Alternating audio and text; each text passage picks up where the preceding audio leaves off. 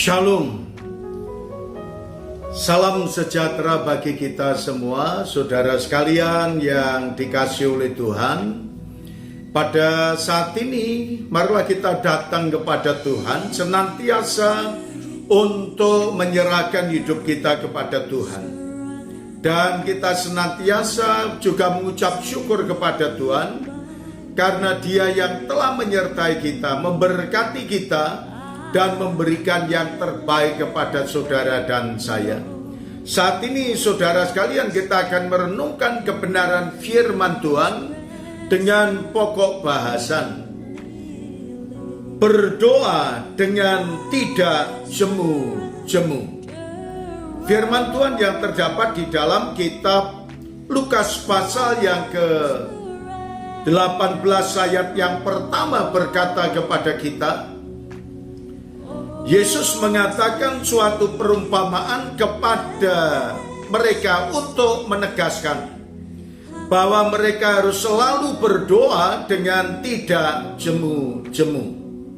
Saudara sekalian, kenapa hal ini harus dilakukan? Karena berdoa adalah bagian kehidupan setiap orang yang percaya kepada Tuhan Yesus.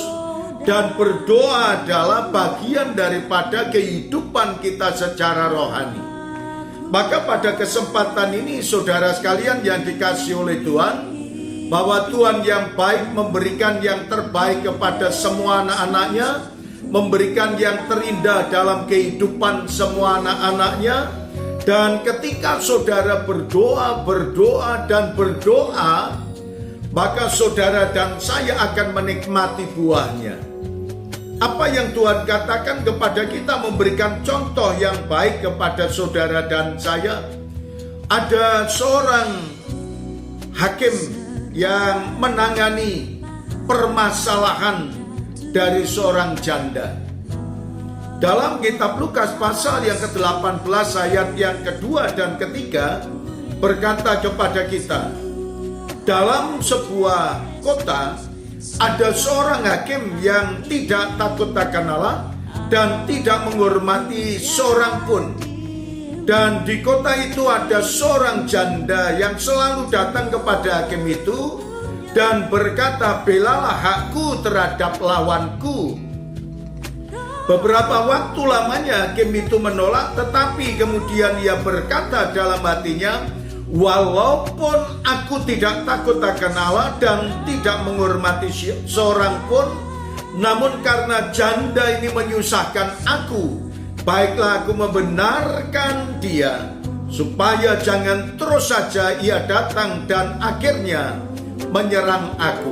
Nah saudara sekalian, kalau kita mengambil hikmahnya dengan gambaran seorang janda yang tidak jemu-jemu, untuk meminta kepada hakim agar membela haknya terhadap lawan-lawannya. Dan itu dilakukan terus-menerus, dan setiap datang dia berkata kepada hakim, mengungkapkan kepada hakim, Pak Hakim belalah hakku, Pak Hakim tolonglah aku, Pak Hakim berilah yang terbaik kepadaku. Dan itu diucapkan terus sampai hakim itu berkata, maka aku mengabulkan permohonanmu dan membebaskanmu. Dan saudara sekalian, tentunya ketika saudara dan saya berdoa,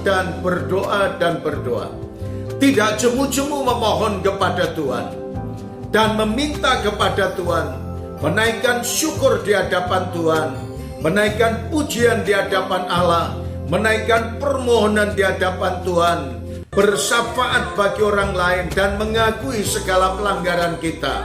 Niscaya kalau itu kita lakukan setiap hari, maka Tuhanlah yang akan mendengarkan, yang memberikan jawaban dan memberikan yang terbaik kepada kita. Terima kasih Tuhan Yesus. Kebenaran firman-Mu yang mengingatkan kepada kami dan memotivasi dalam hidup kami. Berkati semuanya ini dalam nama Tuhan Yesus kami berdoa. Amin.